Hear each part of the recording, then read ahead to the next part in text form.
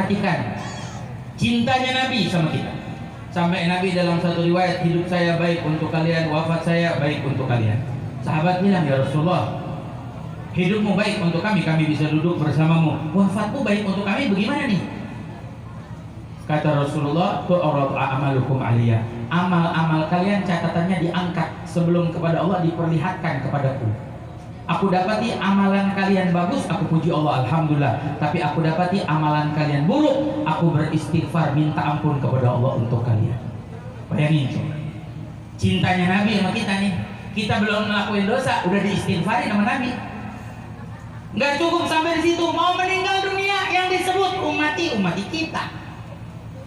Nggak cukup sampai di situ, nanti di hari kiamat, dikala manusia semuanya dibangkitkan oleh Allah dari alam kuburnya. Syekh Nawawi Al-Bantani dalam kitabnya Marqatus Su'udut Tasdiq, beliau ada menyebutkan nanti kita meninggal dunia jadi tulang belulang, dibangkitin sama Allah kembali semula tuh, walaupun udah jadi tulang belulang kembali semula, dikumpulkan di satu padang namanya padang mahsyar. Ini tahapan-tahapan akhirat, perjalanan akhirat. Nggak bicara alam barzah, nggak bicara yang sebelumnya, panjang lagi. Ini kita bicara langsung aja, kumpul di padang mahsyar, dari manusia pertama Nabi Adam sampai manusia terakhir. Jadi satu, berapa juta itu manusia? Bukan jutaan lagi, miliaran. Bukan miliaran lagi, mungkin triliunan manusia. Di bawah terik panas matahari yang kata dalam hadis Nabi, dhira. Dhira itu satu dhira dari ujung jari sampai siku di satu dhira. Jadi kayak kita ngangkat aja tangan kita begini. Orang tua kita dulu malah bilang satu jengkal matahari dari kepala. Kita mohon maaf ya, mohon maaf. Ini sekarang nih, sekarang lihat ibu-ibu pada kipas-kipas. Ini matahari jauh jutaan mil, kita berasa panasnya luar biasa. Apalagi kemarin matahari ada 2 kemarin. Kemarin saya berasanya panas banget Pak Bu. Tuh keluar masuk cuman sebentaran doang, jalan tuh Jumatan pulang tuh balik tuh, masya Allah tuh kepala kita nyut-nyutan sampai malam kagak bye-bye. Saking panasnya luar biasa. Bagaimana nanti coba di padang mahsyar? Manusia dalam keadaan ketakutan. Yauma yafirul mar'u min akhihi wa ummihi wa abihi wa sahibatihi wa bani. Hari saudara lari dari saudaranya, nggak mau ketemu. Kenapa? Karena tahu pernah punya salah. Malu di hadapan Allah, takut. Hari anak lari dari orang tua lari dari anak, pasangan lari dari pasangannya, teman lari dari temannya. Karena tahu punya salah, karena tahu punya dosa, semua saling ketakutan. Semua menangis, semua menjerit, semua menderita, udahan panas. Manusia menumpuk di satu padang tersebut, penderitaannya luar biasa. Sampai dulu guru kita sampai pernah cerita, itu ada orang nanti di padang mahsyar, dia teriak, ya Allah, saking gak kuat, ya Allah, kalau saya harus masuk ke neraka, masukin sekarang. Dia juga tahu neraka lebih parah lagi. Sampai segitunya. Siapa yang bisa nolongin kita di padang mahsyar? Punya model apa kita supaya selamat di hadapan Allah? Ahli dunia nolongin kita, nggak artis, pemain bola, walah, satu pun. Nabi-nabi ini adalah anbiya yang istimewa yang Allah pilih, angkat tangan. Kita ini semua nanti bondong-bondong ke Nabi Adam minta, wahai Nabi Adam, wahai kakek moyang kami, tolong kami anak cucumu menderita, lepaskan penderitaan ini, minta ampunan pada Allah Ta'ala. Nabi Adam bilang, saya tidak bisa, nafsi, hari ini sendiri-sendiri, masing-masing.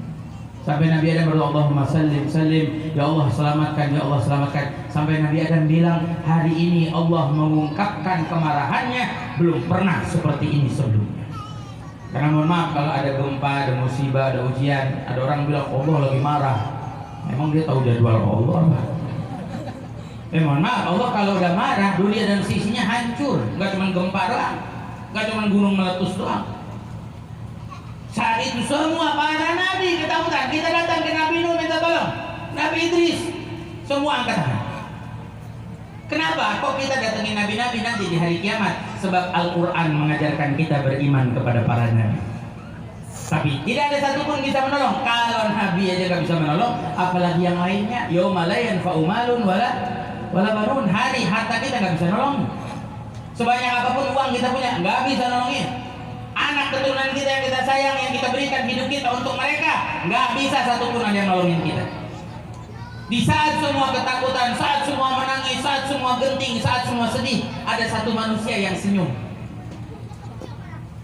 Di saat semua menolak, kita datang, tidak ada satupun yang menerima kita. Hanya beliaulah yang akan merangkul kita, dan setiap yang datang kepadanya beliau akan mengatakan analah, analah, saya untuknya, saya untuknya. Hanya Nabi Muhammad yang akan sujud di hadapan Allah, mintakan ampunan untuk kita. Sampai Allah menyatakan, farasak ya habibi ya Muhammad, angkat kepalamu wahai kekasihku Muhammad, wasal tu'ta washfa' syafa', mintalah apa yang kamu inginkan, berilah syafaat untuk mereka. Kata Syekh Nawawi Al-Bantani, ini syafaat yang pertama yang paling agung, namanya syafaatul uzma, memindahkan manusia dari padang mahsyar menuju mizan supaya cepat diperhitungkan oleh Allah Ta'ala. Sampai mohon maaf, non muslim juga ikut dapat syafaat Nabi, cuma dapatnya itu doang, yang lainnya mah kagak dapat. Sebab kalau bicara syafaat Nabi banyak. Syekh Nawawi nyebutin ada belasan syafaat dari Nabi Muhammad Sallallahu Alaihi Wasallam. Tapi kita lihat begitu cintanya Nabi, sayangnya Nabi sama kita tuh luar biasa. Sampai mohon maaf, dulu sahabat aja pernah nanya gini, ya Rasulullah, kalau saya nanti masuk surga, engkau di paling atas, saya paling bawah, gimana pengen ketemu? Karena semua pengen ketemu Rasulullah. Soalnya nih bicara di hari kiamat aja, manusia tadi saya sebutin berapa triliunan dari zaman Nabi Adam sampai akhir misalkan ya. Itu triliunan, gimana caranya kita bisa dekat Rasulullah ya? Pernah mikir nggak? Jangan kita bicara miliaran banyak rame, ini pengajian kayak begini aja. Mungkin ada orang Pondok Petir saya kenal, ada di belakang misalnya, oh kenal noh jamaah Pondok Petir orang sana. Ini pengajian kayak begini aja, pulang rapi juga belum tentu ketemu. Betul apa salah saya ngomong? Pengajian segini aja belum tentu ketemu kita. Ini gimana nanti di padang mahsyar pengen dekat sama Rasulullah, pengen ngelihat Rasulullah, pengen tahu yang mana Rasulullah di antara miliaran manusia. Bagaimana coba? Lihat, sampai dulu ada satu sahabat Nabi namanya Sayyidina Anas bin Malik. Sayyidina Anas bin Malik sahabat Nabi, khadim Nabi, pembantu Nabi. Julukannya pembantu Nabi, 10 tahun tinggal sama Nabi, ngurusin Nabi, bantuin Nabi.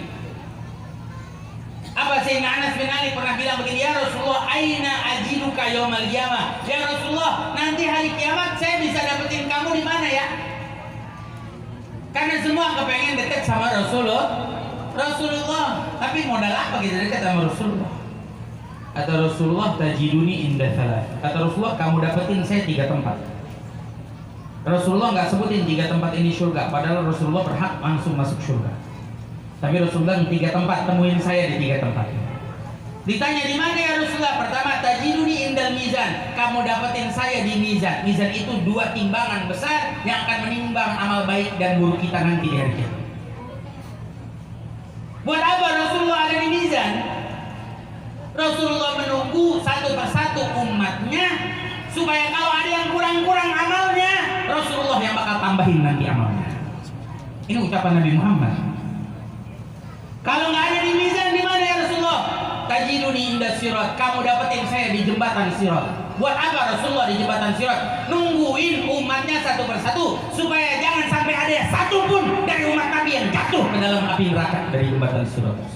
Cintanya Nabi sama kita. Kalau nggak ada di sini ya Rasulullah, ada di telaga. Kata Rasul, tajiduni indal haud. Buat apa Rasulullah di telaga? Memberi minum satu persatu umatnya Nabi Muhammad. Enggak Rasulullah bilang langsung masuk surga, padahal Rasulullah berhak langsung masuk surga. Tapi apa hadirin hadirat, Rasulullah kepengen masuk surga bareng-bareng sama kita semuanya. Ini cintanya Nabi kita Muhammad. Makanya bagaimana kita nggak cinta sama Nabi? Kita mesti lebih cinta kepada Nabi Muhammad. Walaupun cinta kita nggak akan melebihi cinta Nabi sama kita. Kita berusaha mencintai Nabi. Makanya banyak guru-guru kita nyampein, ayo cintai Nabi, ayo cintai Nabi. Sebab jasanya Nabi luar biasa. Emang kita kadang-kadang nggak perhatiin, nggak lihat. Nanti di hari kiamat Allah bakal perlihatkan bagaimana besarnya cintanya Rasulullah SAW kepada kita umatnya. Tinggal apa? Nasihat dari saya di majelis Maulid, peringatan Maulid ini. Mari yuk, mulai sekarang kita ikuti kehidupan kita, ikuti jalannya Nabi Muhammad. Nih kita punya contoh yang Allah kasih paling indah. Nggak ada contoh yang lebih indah. Kita udah dikasih panutan yang paling terbaik, nggak ada yang lebih baik. Laqad kana lakum fi Rasulillahi uswatun, telah dijadikan dalam diri Rasulullah teladan yang baik. Jadi jadikan standar hidup kita itu Rasulullah. Panutan kita Rasulullah. teladan kita Rasulullah. Mau hidupin gaya hidup kita, ikuti gaya hidup Rasulullah. Sebab kalau kita nyari panutan standar di luar Rasulullah, maka kita akan melenceng jalan kita.